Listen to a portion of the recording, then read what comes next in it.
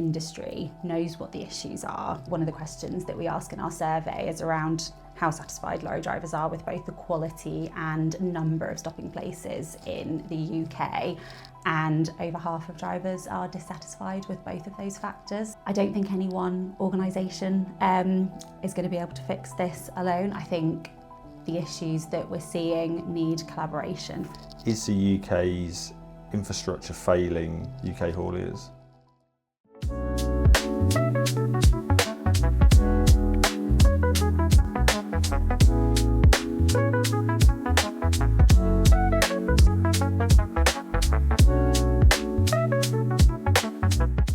A typical response, but say at some point. Go for it, everybody. Yeah, the three cameras pointing at you. Catherine, thanks for joining us at Snap today. Would you mind just introducing yourself to start off with? Yeah, thanks for having me. I'm Katherine McGowan-Downey. I'm a Senior Engagement Manager at Transport Focus. Thank you. And for those that might not know, could you just tell us a little bit more about Transport Focus and what you do within the haulage industry? Yeah, so Transport Focus is the UK's independent user watchdog. So for our roads remit, we represent users of the strategic road network. So those are the motorways and major A roads managed by National Highways. We also represent bus users, coach and tram users outside of outside of London and England, as well as rail passengers in Great Britain. And actually, particularly on the roads remit side, it's the one area where we have an interest in representing freight, so thinking about the businesses that use the strategic road network as well as lorry drivers. Yeah, of course, roads are crucially important to our customer base and users at Snap. From your work, what would you say are the main issues that are currently facing HGV drivers and fleets? So one of the kind of key areas that we've been doing a lot of work on is around lorry driver facilities. So I think, one of the biggest issues really is just the kind of lack of consistency around safe, secure and good quality facilities. Drivers are stopping multiple times per day, and there are some really great sites out there, but there's not enough, and there's not enough consistency within those. So the thing that we know that's really important to logistics operators is smooth, reliable journeys. So things like journey speed, journey time are kind of really critical to them being able to manage their business efficiently and kind of cost effectively. We know that, time is money in the logistics industry, so that's really important. And then on the other side of things is, what really drives dissatisfaction, and that's generally around how well disruption's managed, thinking about roadworks, having suitable diversion routes, and these are things that we know that there's a need for improvement, reflected by the scores in our survey. So a lot of the work you do is around driver welfare and driver facilities. Could you tell us why drivers are unhappy with roadside facilities and what issue seems to have persisted for the longest? So through the work we do, we know that, over half of drivers that we spoke to, we've spoken to nearly 20,000 drivers over the last 3 years, and over half of them are unhappy with both the quality and quantity of stopping places in the UK. So obviously, that's really critical here and an area that really needs improvement. We do have some good sites, but when we start to look at the data a little bit further, we can see that there's a real kind of range of scores. Some of the factors that we look at around kind of surface quality or parking management can score as low as sort of 10% for some of the sites. So, having consistently good sites is really key in this. I think in terms of why it's persisted for so long, one of the key things I think is, expectations do play a bit of a role in that. We know drivers actually, they don't expect that much. I think they're used to having some pretty poor sites. I also think the problems aren't always too easy to solve. So we know that planning places a huge kind of barrier, particularly on site operators wanting to expand or build new sites. So there's a lot of work to do, particularly from government, to really kind of address some of those problems so that we can build enough sites that actually meet the needs of lorry drivers. And that's a significant sample size, over 20,000 drivers. Who do you believe should take responsibility to action and solve some of these challenges? So I don't think any one organisation is going to be able to fix this alone. I think the issues that we're seeing need collaboration from across both government, the National Highways, logistics operators and the site operators really working together to try and find solutions to some of these problems. I think it also needs, more political interest, particularly to try and drive some of those more strategic things that need to be solved. And does the work and research that you've done sort of talk about the impact that these, or the lack of facilities, what that does to driver welfare across the sector? Yeah, so we know that facilities, obviously drivers are stopping there every day. The road network is essentially their place of work. So, if I were to come into the office and, 3 out of 5 times the toilets were broken, I wasn't able to get, some good food, I'd be pretty unhappy with, my general experience. So I think that's a kind of big factor. One of the things that we found from our survey last year was there's a really strong link between perceptions around security and the ability to get a good night's sleep or being able to rest. So drivers that perceive security at particular sites as really poor reported that they weren't able to get a good sleep, which obviously has an impact for the safety of the road network, but actually for their well-being. It's a safety critical job, so drivers need to be able to get a proper rest, and they have to, it's mandated that they have to stop regularly. So it's really important that the places that they're able to stop provide secure facilities for them. Absolutely. And what role do facilities play in the safety and security, considering the rise in cargo theft and crime across the UK? Yeah, so we know safety and security is a really big issue. It's one of the things that drivers report as, really wanting improvements for. As I already said, it has an impact on their ability to rest. And I think the key bit that's linked with that is actually the capacity issue as well. So, if there aren't enough sites, obviously we need to improve security at existing sites, but given that capacity is an issue, if drivers aren't able to get into a particular site, they may be forced to park in a lay-by or park in an industrial estate where there's often absolutely no security at all. And there's such a contrast in the standard of facilities in the UK compared to Europe, and we know that from our experience of being in 17 different countries. Why do you think that is? What drives that? So, it would be great if we could sort of, you do our survey in other countries and actually we'd get a really good comparison of kind of what is really driving it.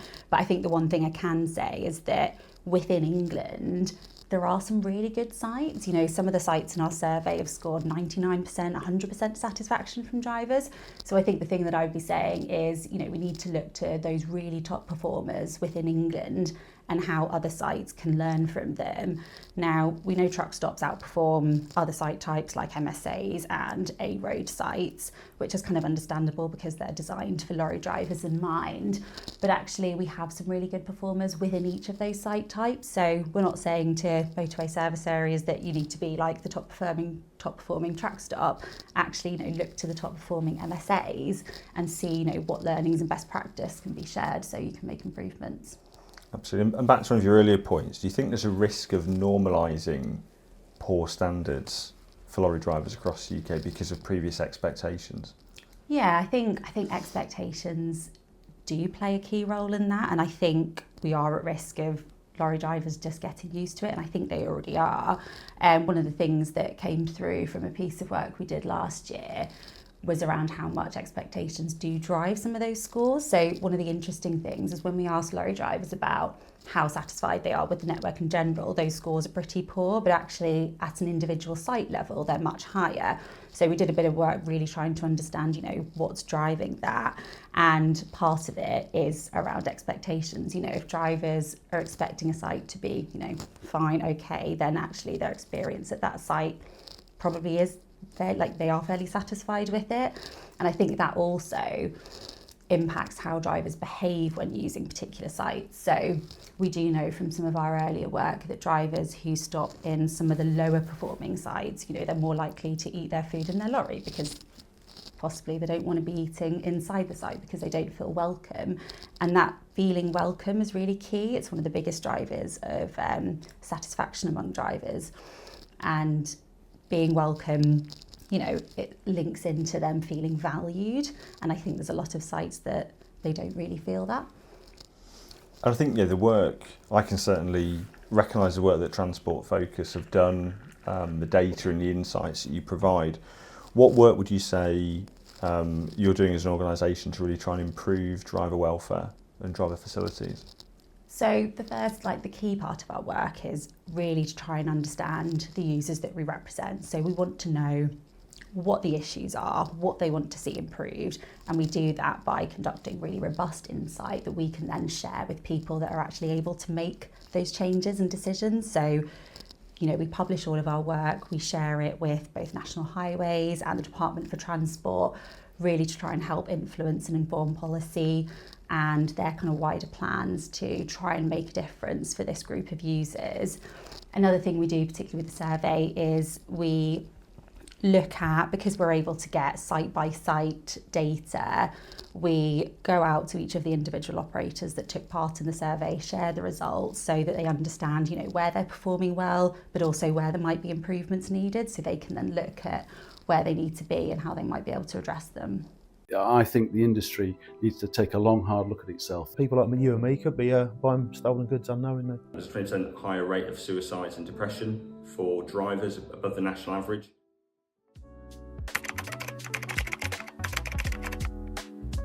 But it's an ongoing industry challenge that I think will exist for some time. The driver CPC needs to be abandoned and completely got rid of. Organised crime groups are travelling up to 4 hours, 5 hours to go and actually target one vehicle. I went, sat down, out of sight, in the lay-by, and I pulled my knees up like this and put my head down on my knees, and I cried. The criminal gangs have changed their tactics as well. They're using jammers to block the tracking systems.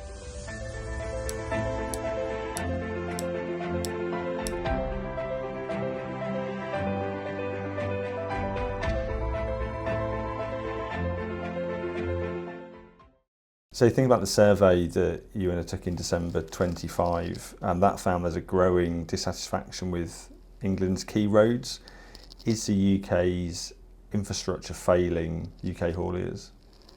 Yeah, so in the work that we published at the end of last year, we saw that those kind of perceptions around the quality of the network had actually got a little bit worse since year one. So we've not published these yet, but in year 3 we have seen a little bit of an improvement, not by much. So I think there's still a bit of a way to go, although we have seen an improvement at an individual site level. But to be honest, I think it will take a little bit of time to really improve those general perceptions about the network. And actually, we're already starting to see, significant investment. So it will take a little bit of time maybe to have an effect on some of those scores. But again, it just highlights the fact that, some positive steps have been made, but I think there's still a long way to go before we can improve things and really meet the needs of that group. That is really positive. And as you say, more investment should only improve those results over time.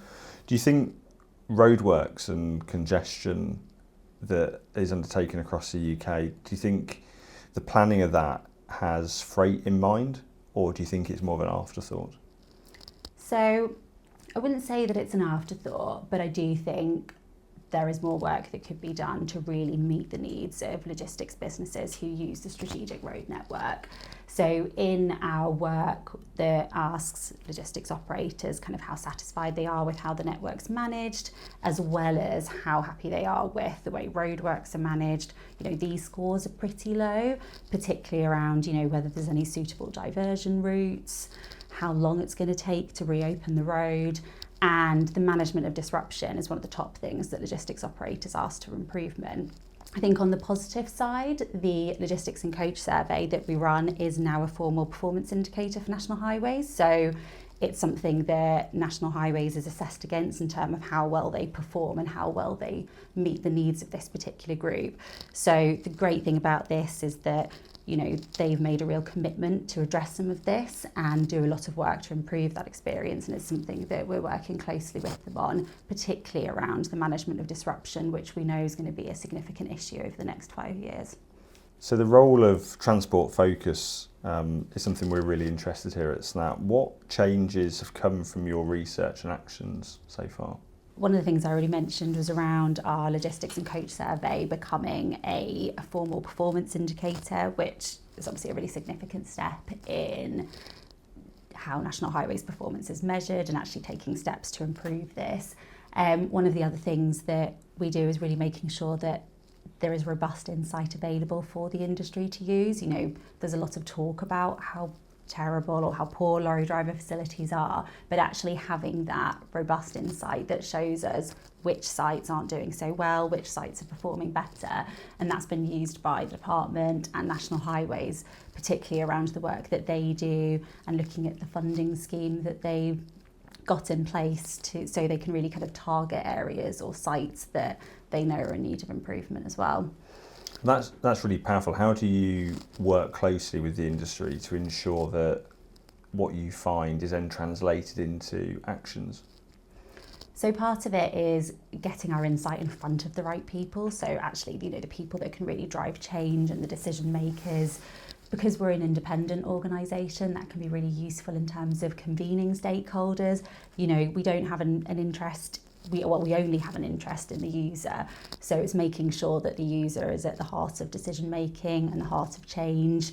One of the things that we did really is that kind of next step from taking our insight into something more actionable was hosting a roundtable last year where we got industry and key stakeholders together, senior leaders, to really kind of think about, you know, there's been a lot of talk around what the issues are for lorry drivers, but less around, okay, what can we actually do to fix this? So that, and the production of our action plan after that was really to try and drive change and get different organisations to take a lead in improving some of the things that we discussed. Thanks. Well, I read with real interest the updated action plan that you released towards the end of April. What has come out of this so far and what's to come in terms of the next phase of your activity? Yeah, so the release in April was the sort of 6-month progress update. So each of the actions within the action plan have a different lead. Some of them are sort of joint leads between different organisations, and what we've done or what we've been doing over the last year or so is monitoring progress against where organisations are up to with these actions, and we have seen some sort of positive steps, as you'll see reflected in that. One of the next steps, you know, will be going back to organisations shortly to ask for some further updates, and we are planning to convene another roundtable event later this year where we'll be able to discuss or hear from each of the action leads what progress has been made, what still needs to be done, and it's there we'll kind of look at what the next steps or what next steps are needed. Brilliant. And how do you think other industry bodies can play a role in that to try and support the actions you're driving across the sector? Yeah, so I suppose it depends on the organisation, but we're always really keen to work with organisations that, you know, can influence change in this area. I think one thing that a lot of people can do is actually raising the profile of the issue. I think the industry is very well versed in what the issues are for the freight sector and lorry drivers, but often, you know, it kind of goes unnoticed by a lot of, you know, maybe the kind of, well, those that don't work in the industry. So really raising the profile of the issue. I think particularly from logistics operators, one of the things that we're really keen to understand is the role that they can play in maybe opening up facilities for drivers and making the best of the current infrastructure. So I think it's been really insightful to hear all about the work that Transport Focus are doing across the sector. Do you think enough attention overall is being given to the issues faced by HGV drivers? Yeah, so I think, you know, as we've kind of talked about, I think, you know, the industry knows what the issues are, and it's been talked about a lot over the years, you know, particularly around the kind of driver shortage. But I think where it possibly goes less noticed is by the kind of wider public. And, you know, it's really important that we raise the profile of the issue, really gain political interest that can really drive change within this as well. I guess, are you talking about change? I guess there is always a risk that nothing changes in, let's say, the next 5 years. What do you think really needs to happen over that period to improve driver facilities across the UK?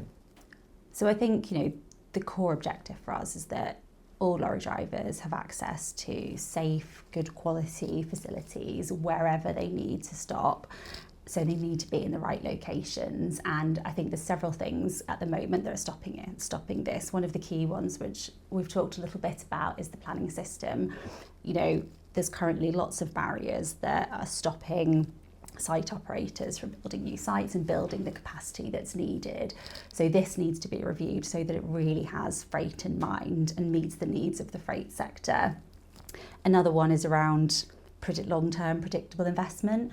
You know, it's not to say that we need to just throw lots of money at it, but actually, you know, investment is needed, particularly where there is no business case. So really to allow site operators to start improving on things. And I think the last round of investment that we saw from DFT and National Highways was really positive in helping this. And a lot of what we heard from the industry was that really drove change. You know, lots of operators who, you know, investment just wasn't an option. This suddenly created a new opportunity for them to improve things like parking capacity and security.